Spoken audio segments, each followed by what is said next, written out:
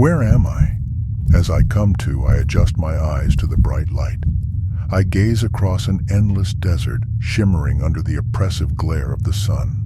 The cracked earth reflects the lifelessness in my eyes. Suddenly it seems as if the vast desert is filled with Earth's humanity.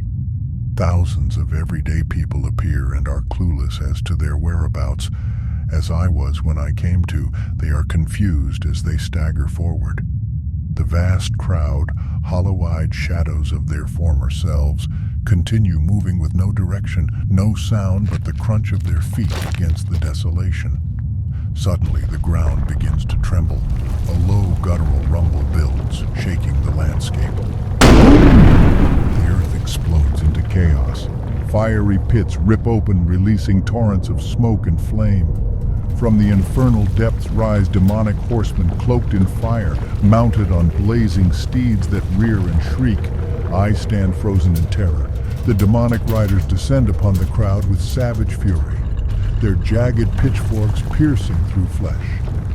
The demons impale people from the crowd on their massive pitchforks, 3 bodies at a time, then ride to whence they came, shaking the fluttering bodies off the forks into the gaping pits.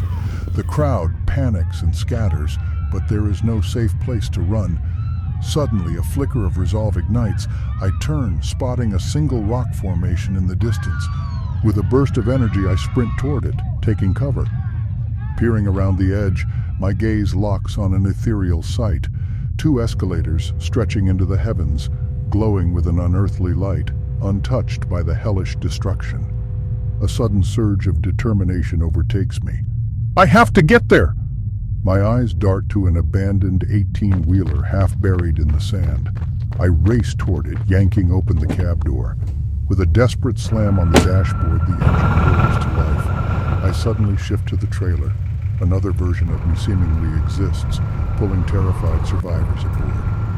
Their movements are frantic but purposeful. In a brief moment of connection, the 2 versions lock eyes through the side view mirror. No words are spoken, but an unspoken understanding passes between them. The truck becomes a juggernaut, weaving through fiery obstacles and roaring toward the escalators. We repeat this action many times, saving as many people as possible.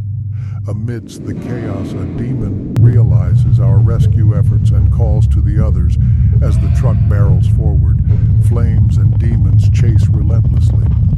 The main demon, engulfed in flames, appears on the horizon, bellowing an unholy roar. His skeletal steed gallops at an impossible speed, leading the demonic horde. I see the escalators in the distance, so close, yet so far. I can feel the ground tremble beneath me as the demons close in. There's no time left. I slam the truck to a halt, the survivors rushing out of the truck and into the safety of the escalators. But there's no time to rest, no time to think. I have to make sure they get there. I turn to my twin. Go! Don't stop! I shout. He nods, pulling people to safety, but I can't go with them. Not yet. Stay low, keep moving, he calls out to the survivors, urging them on. The main demon is almost here. The weight of the world presses down on me. There's no turning back. Amid the frantic scramble, I see a man, his eyes wide with fear, desperation carving his features. He pushes past a woman who's clutching her child, her face streaked with tears. The man shoves forward, reckless, determined to make it to the escalator first. He barely dodges the pitchfork that swings toward him. The jagged prongs miss his leg by inches, but he doesn't falter.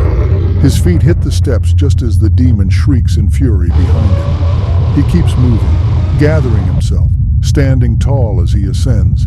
His chest heaves with the rush of survival, but in his eyes, there's something else. Defiance.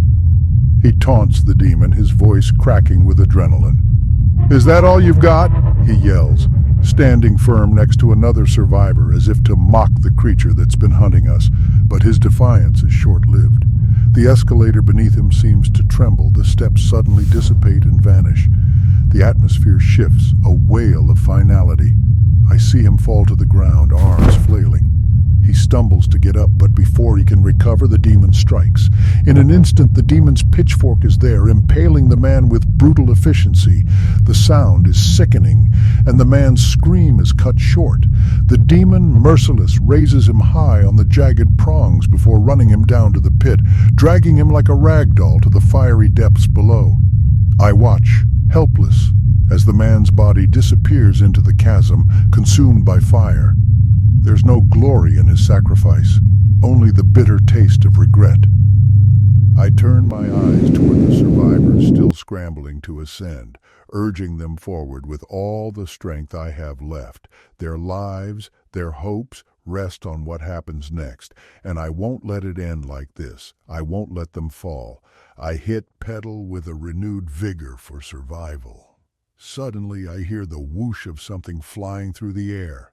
The pitchfork. Slow motion. It spins toward us, its molten heat cutting through the air. I see it hit the rear tires of the truck, sparks flying, the truck jerking violently. The world spins out of control, the truck flips, the sound of metal scraping against the sand deafening. The survivors are thrown. They're dazed, but they're still alive. I scramble to my feet, bloodied but alive. I have to keep going. Move! I shout, pulling the survivors toward the escalators, urging them on. One of me stays behind to fend off the demons, his movements a blur of desperate bravery. The other me leads the survivors, shouting commands, pulling them toward the salvation of the escalators. The survivors ascend into a serene realm above the clouds, the horrors below fading. The protagonist stands on the edge of the platform, battered but victorious. Looking back, I see my twin amidst the flames, fighting to the end. A silent nod is exchanged before the flames consume the twin, his sacrifice complete. The main demon his pitchfork poised for a final strike. The camera slows as the weapon flies through the air, narrowly missing the protagonist as they leap onto the escalator. Then I woke up,